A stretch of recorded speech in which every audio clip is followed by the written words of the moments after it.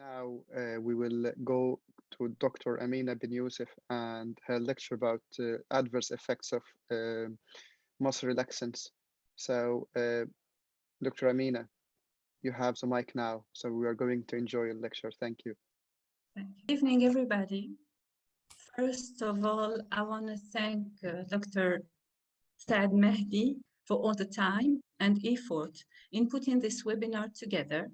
Thanks to you, Dr. Salama, and thanks to Dr. Taha for this growth. Okay. The purpose of this lecture is to show how residual neuromuscular block impacts postoperative pulmonary complications and whether we can modify the risk by improving certain aspects in daily clinical practice. Each year, more than 230 million major surgical procedures are performed worldwide, and most include administration of neuromuscular blocking agents. They are considered as essential because they facilitate airway instrumentation and improve surgical outcome. However, even if we know that multiple factors as anesthetic, surgical, patient variables contribute to postoperative pulmonary complications, several studies have linked use of neuromuscular blocking agents with postoperative pulmonary complications. They are a major contributor to the overall risk of surgery. 14 to 30% of patients that have this complication die within 30 days of major surgery, and the length of hospital stay is prolonged by up to 17 days. Healthcare costs are increased by such complication by over than 25,000 per hospital admission. To date, there's no standard definition of postoperative pulmonary complication. Incidence rate consequently varied dramatically from 2.2% in peripheral surgeries to nearly 40% in thoracic surgeries, surgical sites that are close to diaphragm and require use of neuromuscular blocking agents. Residual neuromuscular block and postoperative complications is an old story that never ends. In 1954, Bitcher and Todd started their article by saying, evidence will be given that where the muscle relaxants are involved, an appreciable increase in the anesthesia death rate is presented. Then in 1986, Cooper and colleagues investigated anesthesia-related complications leading to admission to intensive care unit and found that half of the cases were associated with incomplete neuromuscular recovery. In another study, Dr. Sorin Brul, Mohamed Naguib, and Ronald Miller estimated approximately 112,000 patients in United States estimated that this number of patients were at risk of adverse events associated with discharge from the PACU with residual neuromuscular blockade. Over the decades, many researchers conducted studies around this patient safety issue. However, residual neuromuscular block is still a prevalent condition. And surprisingly, anesthesia community worldwide underestimates the incidence of residual neuromuscular block at the time of tracheal extubation and arrival to the post-anesthesia care unit. Let's talk about this incidence. There is 3 well-designed studies conducted in Canada, United States, and China called RESIDE studies, residual careerization and its incidence at tracheal extubation.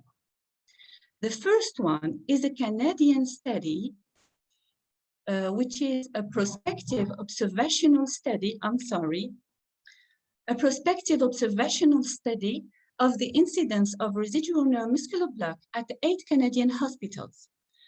Relatively healthy patients undergoing abdominal surgery were assessed using train of 4 ratio measured immediately before extubation and at arrival to the PACU.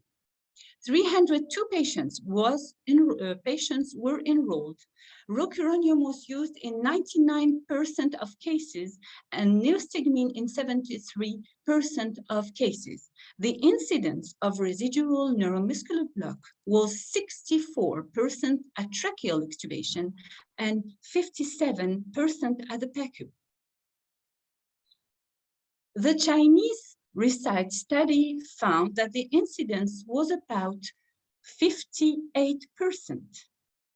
And the most recent one, the American RECITE study, found 64.7% as the incidence of patients at the time of extubation.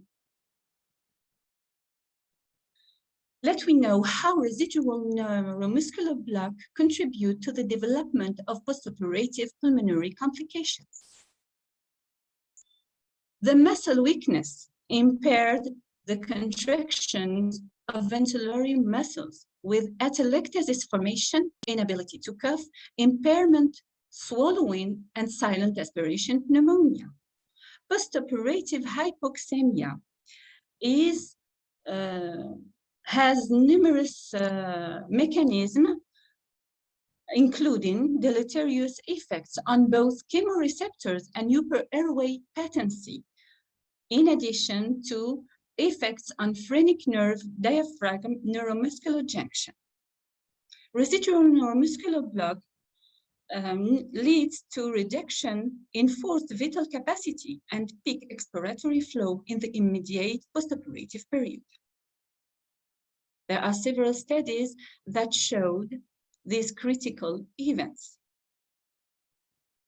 Now that we know that residual neuromuscular block are critical events, they have to be identified, they have to be treated, and they have to be excluded before the patient is extubated. How is residual neuromuscular block defined? In the 70s, a train of 4 ratio over 0.7 was an acceptable threshold for an acceptable recovery. But since 1990, threshold value over 0.9 is now defined. And recently, studies have shown that the train of 4 ratio over 0.95 could reduce postoperative complications compared with a ratio over than 0.9. The question is, why a definition solely based on neuromuscular block monitoring? The evaluation or the assessment of the neuromuscular function can be done by 2 ways, a quantitative or objective one, and a qualitative or subjective method. The objective monitoring is defined as the quantitative monitoring is defined as an objective real-time measurement of the train of 4 ratio. The qualitative evaluation can be achieved through peripheral nerve stimulation or clinical signs. The qualitative assessment using peripheral nerve stimulation devices depend on the anesthesia practitioner estimating the strength of muscle contractions in response to train of 4 stimulation by visual or tactile means only. And after the train of 4 ratio recovers up to over to 0.4, clinicians can no longer detect the presence of fade by titration. Clinical things do not guarantee complete resolution of neuromuscular block, as at a train of 4 ratio less than 0.7, 70% of patients can sustain a head lift for 5 seconds. It's shown clearly in this slide that the head lift test correspond to a train of 4 ratio at 0.4, which is insufficient. if we want to understand the relation between muscle relaxant and reversal, we have to return to basics. Not all muscles are equally sensitive to the effects of muscle relaxant. Respiratory muscles are considered to be more resistant as compared with peripheral muscles. Corrugator supercilii is a resistant muscle, and its kinetic is comparable to those of laryngeal muscles and diaphragm. You can see it clearly in this slide. Okay, so we have two groups of muscles, the resistant and the sensitive one. The resistants are the corrugator supercilii, as we said, the laryngeal muscles, the diaphragm, and the rectus abdominis muscles. The sensitive ones are orbicularis oculi, adductor pollicis, and the pharyngeal muscles, genioglossus. To detect a residual neuromuscular block, monitoring should be carried out on a muscle with high sensitivity and slow recovery kinetics. The adductor pollicis meets this profile and is recommended. Monitoring of neuromuscular blockade intraoperatively is recommended since 2018. Given the wide variability of patients' pharmacologic response to these drugs, neuromuscular block monitoring is mandatory. We can see in this study that included 526 patients that received a single dose of a neuromuscular blocking agent. These patients were monitored at the arrival to the PACU. There were no monitoring during surgery and no reversal at the end of surgery. 238 patients arrived to the PACU more than 2 hours after injection, and 33% of them had a train-of-4 ratio less than 0.9 at the adductor pollicis, so 33% of them had a residual neuromuscular block. How to use neuromuscular block monitoring? There are different devices, different sites, and different neuromuscular stimulation patterns. That depends on surgical times.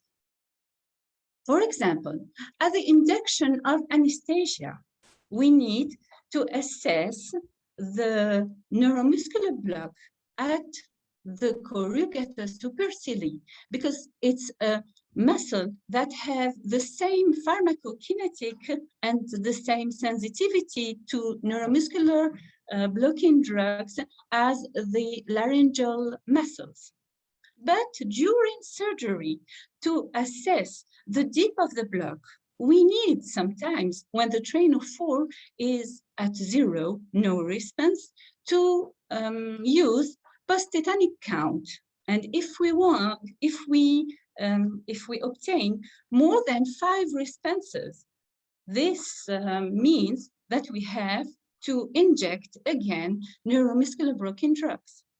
And finally, at the end of surgery, the adductor pollicis is the best site to assess residual neuromuscular block.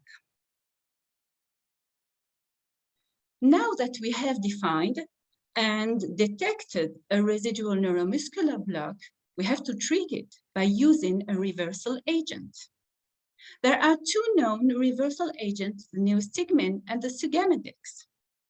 The neostigmine can be used with all non-depolarizing neuromuscular blocking agents. It has a low cost, but some inconvenience, as it can't reverse deep blocks and has parasympathetic effects, needing the association to atropine. In the conference of 2018, the French guidelines on the muscle relaxants and reversal put some recommendation or some strong agreement around the use of neostigmine.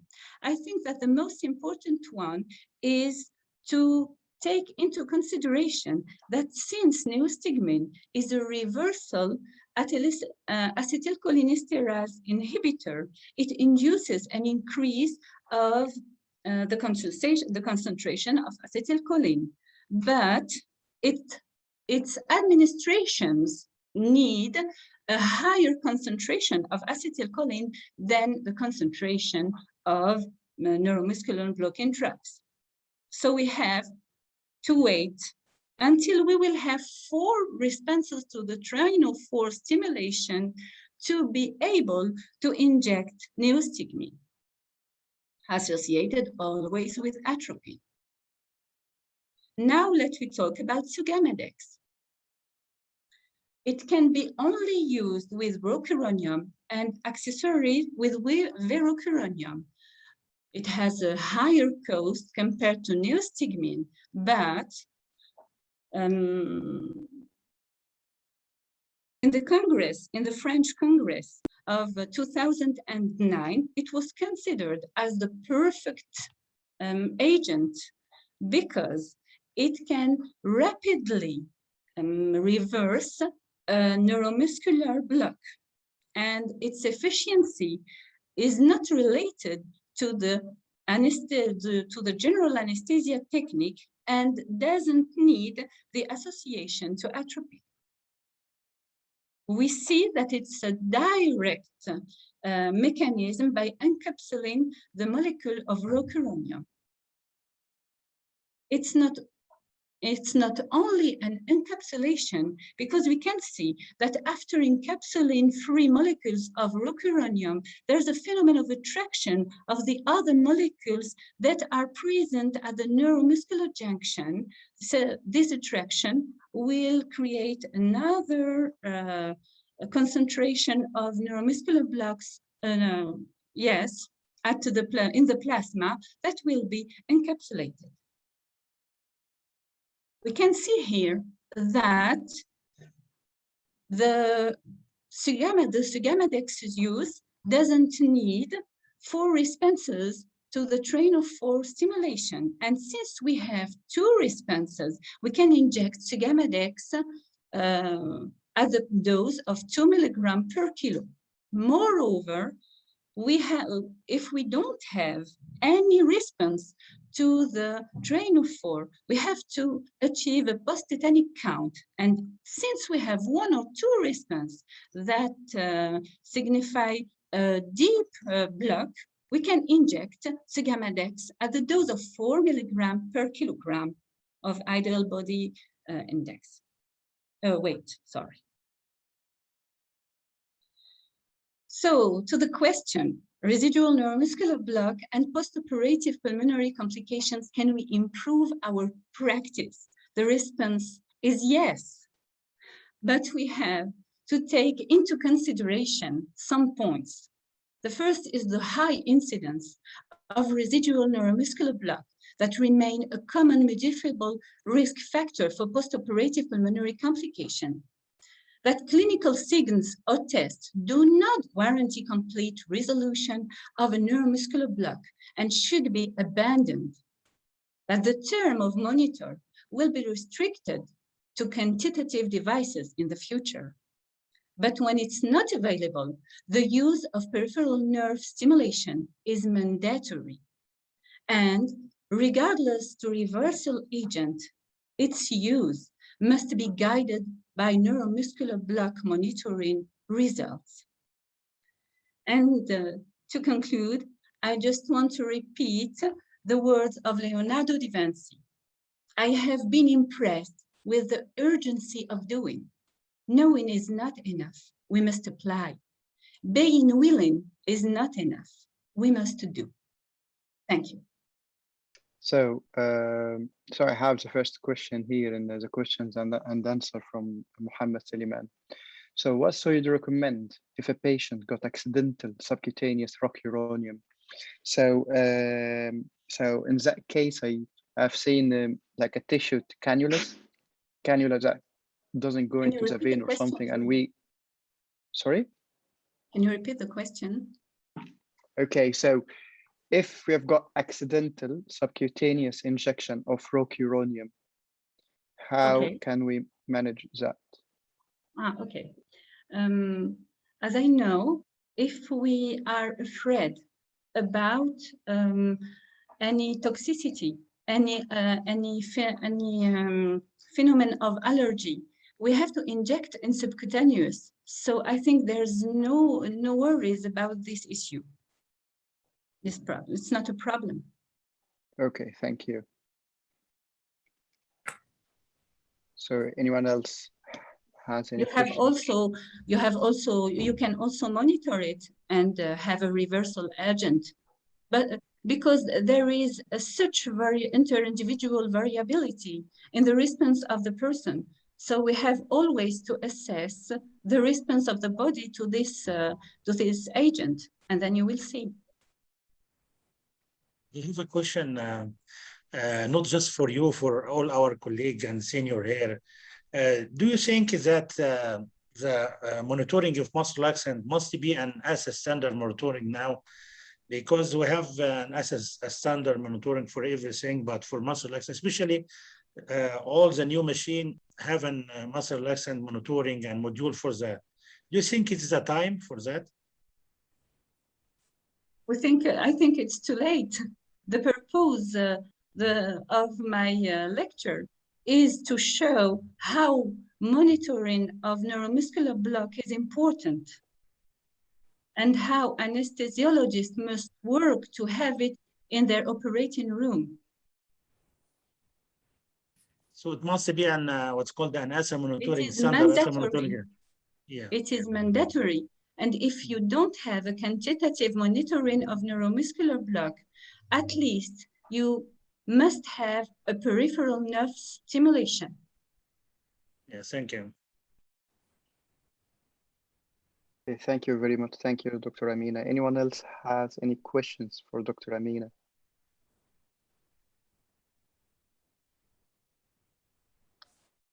Okay, we have a question here from Fatma. So what is the safety of Sugammadex in pediatrics?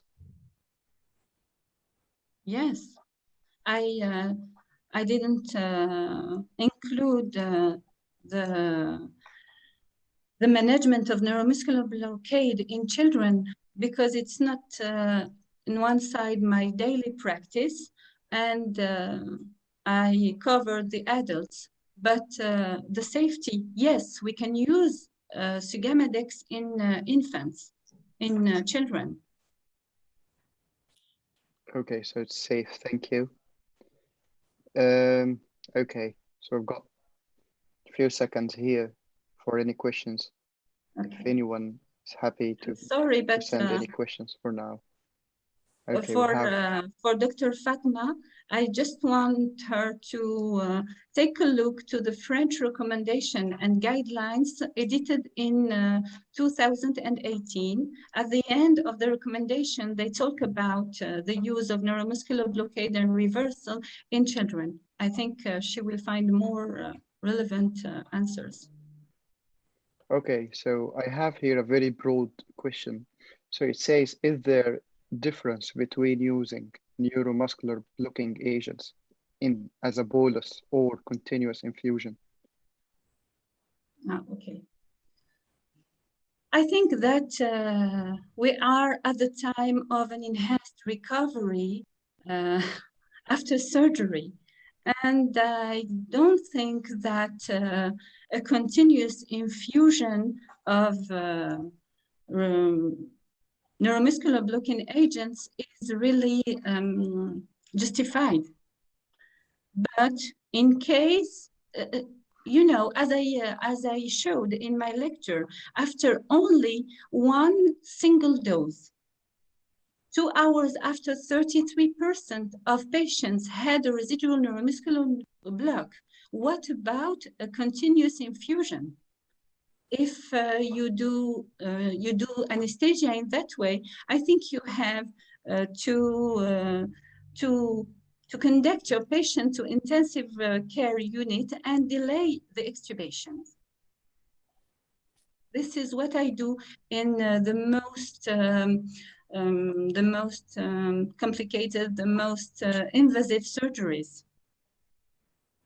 Okay, thank you very You much. have to monitor, once again, you have to monitor. You have to establish the statute of your patients regarding neuromuscular block.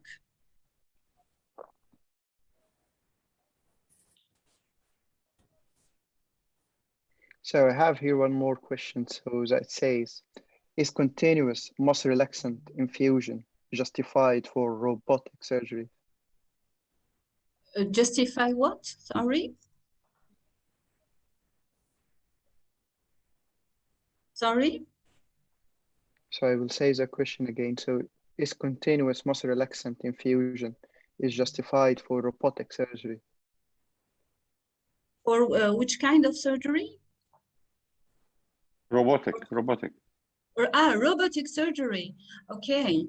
Oh, I have not that much experience in robotic surgery, but what I can say to you, I can extrapolate a little by saying that actually, to date, there's no recommendation for using high levels of neuromuscular block for laparoscopic surgery. This is what I can say to you. Certainly. Okay, thank you very much. You're So welcome. the last question here we have is, what is the evidence to have 2 twitches before giving Sugammadex? What is the evidence we have? Yes. You know, at least I can say to you that we don't need any high response to give Sugammadex. As I have showed, when you use the post-tetanic count, you know that the post-tetanic count is used to assess a deep block during surgery, to not be in war with the surgeons when they say patient is not relaxed enough. You have to, and you have a trainer for about 0 response. You say, no, my patient is adequately relaxed. No, you have to, when you have a train of 4 ratio at 0, you have to use or to achieve a post-tetanic count. And the number of response must be under 5 response. So if I return to the question, 2 twitches, it's not a problem. We have response. Sugammadex mechanism is an encapsulation, but with neostigmine, it's another whole story. Okay, thank you very much. Thank you, Dr. Amina. So Certainly, if you allow me to add a little bit about this comment here, we have 3 doses of Sugammadex. One is 2 milligram per kilogram body weight, and 4 milligram per kilogram body weight, and 8 milligram per kilogram body weight, and even some people go to a little bit more, 16 milligram per kilogram body weight for the deeper block. So presence of twitches before giving Sugammadex is not that essential if you wanted to reverse your patient, unless you wanted to judge the dose for Sugammadex. Yes, I just can add also that when we have difficult airway management, unplanned difficult airway management, Sugammadex at the dose of 16 milligram per kilogram allows an extubation after around 5 minutes. It's nearly like succinylcholine. But my problem is about the twitches. Do you mean twitches or train of 4 response? 2 response to train of 4 or 2 twitches? It's not the same. That's right. That's correct. Okay, thank you very much. So I presume we have answered all of the questions we had here. No more questions here. I can't find any more. So for now, so we reach the end now.